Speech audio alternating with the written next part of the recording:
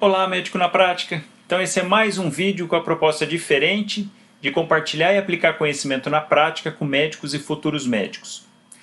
Essa semana eu operei uma paciente com um tumor de adrenal de 2,5 quilos, paciente de 32 anos, sexo feminino, e que estava já há quase um ano rodando, passando em vários locais, passou por vários pronto atendimentos, até que chegou ao hospital que eu trabalho. Então esse assunto, dor abdominal, é um tema muito importante, porque naqueles casos em que não vai para a cirurgia de imediato, o paciente não tem alguma repercussão, tem que lembrar, tem que também investigar em algumas situações. Você não deve deixar passar esse paciente embora e se perder, porque depois as consequências podem ser muito ruins.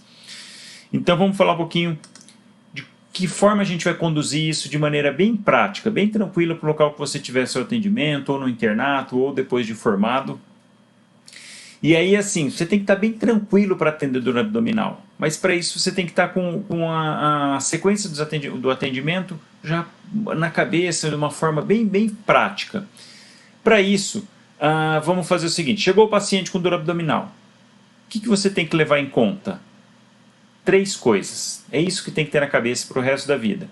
Esse paciente, essa dor não tem potencial de gravidade, ou essa dor é potencialmente grave, ou ainda, essa dor é de algo que necessita de cirurgia imediatamente. Então você tem que separar nessas 3 categorias, que não é potencialmente grave, uma dismenorreia, por exemplo, cólica menstrual, ou paciente que está com flatulência, com gases. Esse é um tipo. Paciente que chega, por exemplo, com uma pancreatite grave, não é cirúrgico, mas é algo muito importante que tem que ser levado em conta. Ou paciente que chega com apendicite, uma úlcera perfurada, que precisa ir para a cirurgia de imediato. Então você tem que dividir nas 3 categorias. Os pacientes que você tem que ter uma atenção especial quando chega com dor abdominal, mesmo separando nesses 3, tem que tomar cuidado, porque os idosos, a dor pode estar bastante mascarada. Paciente que faz uso, paciente de Cushing, que faz uso de corticoide, é outro grupo que tem que ter uma atenção especial. Paciente imunodeprimido, os sintomas geralmente não são exuberantes, onde chega muito mais grave por deficiência na defesa. Pacientes diabéticos, diminui a sensibilidade à dor, então o paciente pode chegar com uma cetoacidose diabética, pode dar dor abdominal, inclusive. E chama atenção para as pacientes mulheres em idade fértil. Ficar atento para se não é uma gravidez ectópica, rota, se está gestante ou não, tem que estar atento a isso. Em relação ao paciente com a dor, temos que separar em 3 categorias de dor. A dor visceral, que é aquela com um acometimento do peritônio visceral, então é uma dor diferente. Dor somática é aquela quando ocorre a irritação do peritônio parietal, é uma dor mais localizada, mais fácil de ser identificada. E a dor referida, quando o problema é em um local e a dor se manifesta numa outra parte. Vamos falar um pouquinho de cada uma delas. Dor visceral. Na dor visceral, a gente precisa avaliar o seguinte: geralmente os órgãos do andar superior do abdômen, via biliar, pâncreas, estômago, a dor acontece nesse andar superior, geralmente na região mediana, de epigástrio, uma dor mal definida. Quando o problema é no delgado, ou apêndice, ou cólon ascendente, a dor já costuma se localizar periumbilical, também na linha mediana. E por último, o restante do cólon, órgãos pélvicos, útero, ovário, bexiga, a dor costuma ser suprapúbica, também mal definida, mas também na linha mediana. Então esses são os casos para dor visceral. Na dor somática peritoneal, geralmente a dor está localizada, e nesse momento que você faz os testes, DB positivo, Rovsing positivo, esse paciente, um exemplo clássico que começa com uma dor visceral e passa para a dor somática é o apendicite. Na apendicite, geralmente a dor começa em região periumbilical, epigástrio, periumbilical mal definida, junto com hiporexia, e depois, conforme o apêndice vai inflamando mais, toca o peritônio parietal, pronto, a dor localiza em fossa ilíaca direita. Então aí é um clássico exemplo das 2 dores, começa com a visceral até a progressão do quadro e vai para a dor parietal. E a dor referida? Sinal clássico de Kerr, derramamento de sangue em região hipocôndrio direito, paciente sente dor no ombro. E também tem as dores referidas ao contrário, paciente com IAM que manifesta epigastralgia. Tem que estar atento com tudo isso. Vamos deixar então, vamos aplicar bem na prática de uma forma tranquila. Como que a gente vai resolver isso no pronto atendimento, no PSF, onde você estiver atendendo um paciente com dor abdominal, no seu internato, Chegou o paciente com dor abdominal, o que a gente tem que avaliar? Sinais de alerta. Para isso, os sinais de SIRS ajudam bastante. Então, paciente febril ou hipotérmico, paciente taquicárdico e paciente taquipneico. Tudo bem que a boa parte das vezes, se a dor é intensa, o paciente chega taquicárdico por conta da dor, mas você consegue avaliar depois da analgesia, que a gente vai falar um pouquinho para frente, você faz a analgesia e ele continua taquicárdico, então tem que chamar atenção para sinal de SIRS. Paciente taquipneico é outro fator que você tem que levar em consideração. Hipotensão, pressão sistólica abaixo de 100 milímetros de mercúrio, ficar muito atento. E por último, paciente rebaixado. Então esses sinais são sinais de alerta que você tem que estar atento no momento. O paciente chegou então, tem sinal de alerta? Opa, se tem sinal de alerta, é um paciente que demanda uma atenção especial. O que a gente vai fazer para esse paciente imediatamente? Acesso venoso, para quê? Para colher hemograma, fazer uma reposição volêmica se ele estiver hipotenso. Então, a gente já aproveita com o hemograma bioquímico. Segunda coisa, monitorização cardíaca, porque esse paciente precisa ser acompanhado de perto. Terceira coisa, oxigênio, paciente saturando menos de 90%, dá oxigênio suplementar para ele.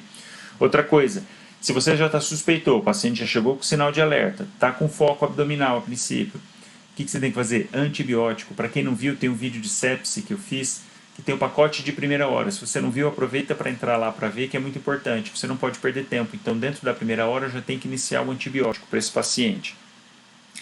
Feito tudo isso, essas medidas iniciais, faz analgesia, não vai deixar o paciente com dor. Tem aquela história, não posso fazer analgesia, senão vai mascarar o sintoma. Não, você já viu que é um problema grave, você já viu que o paciente tem sinal de alerta, então faz analgesia.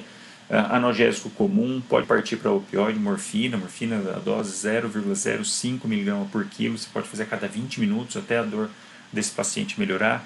Depois de feito tudo isso, o que é um parâmetro muito importante? Diurese, você controlar a diurese desse paciente. E o ideal é que ele urine metade do peso em ml por hora. Por exemplo, paciente de 100 kg tem que urinar em 1 hora 50 ml por hora. Paciente de 70 kg, 35 ml hora. Então esses são os casos em que o paciente tem sinal de alerta e você toma essas condutas imediatamente.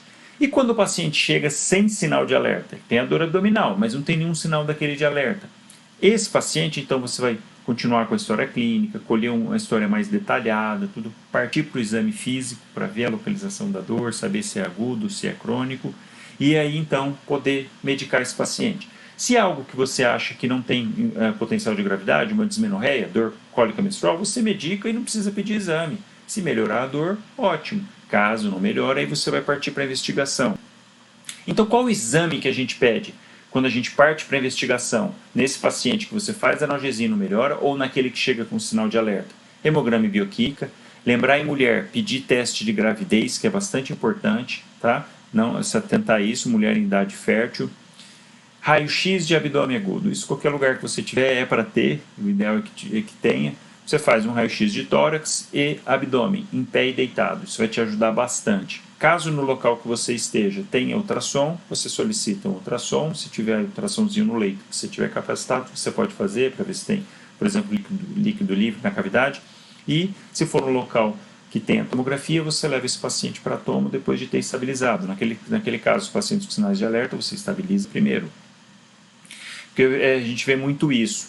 O paciente chega, a pessoa fica nervosa, não faz as medidas básicas, pacientes com sinal de alerta, ele fica preocupado em passar o caso, chamar o cirurgião, levar para o CTI ou transportar esse paciente. Não, calma, faz as primeiras medidas, aí sim depois você vai avaliar isso.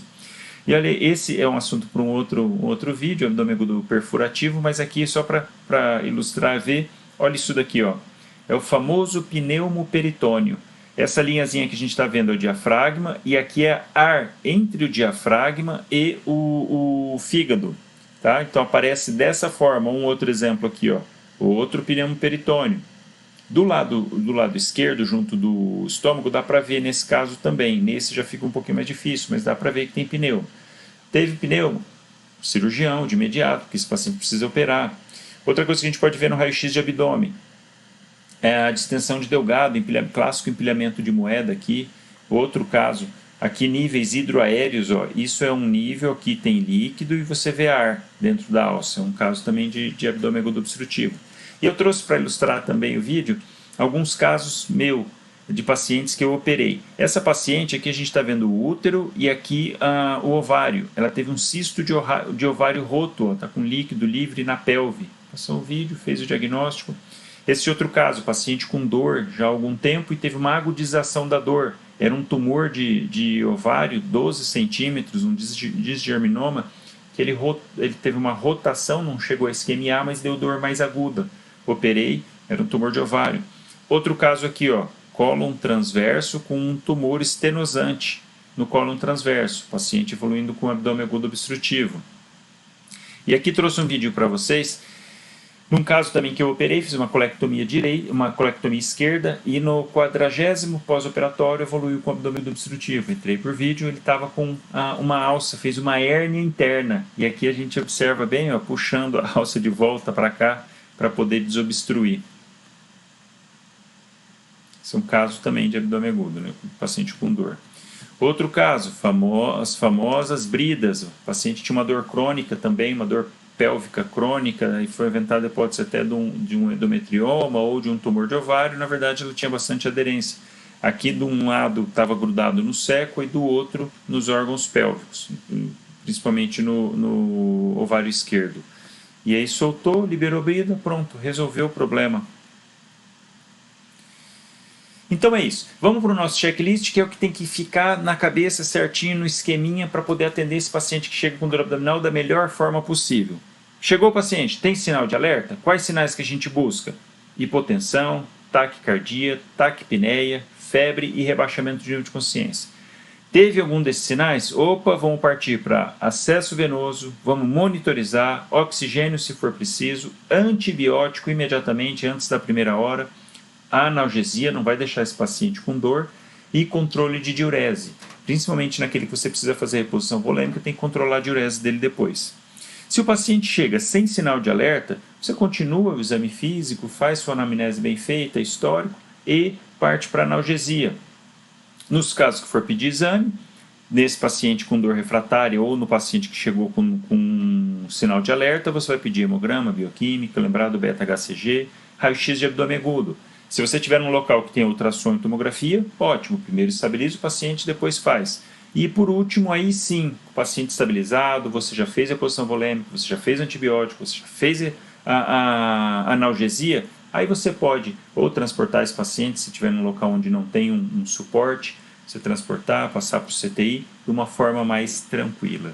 E para finalizar, uma frase de Pitágoras que cabe bem para esse vídeo: com organização e tempo, acha-se o segredo de fazer tudo e bem feito. É o que esse caso traz para a gente, porque não precisa correr, você pode esperar para poder ajudar o paciente da melhor forma possível, tá bom? Espero que você tenha gostado, aproveitado, passa para o seu amigo, curte o vídeo e passa para um amigo seu do internato ou que está recém-formado, para ele saber lidar numa situação como essa.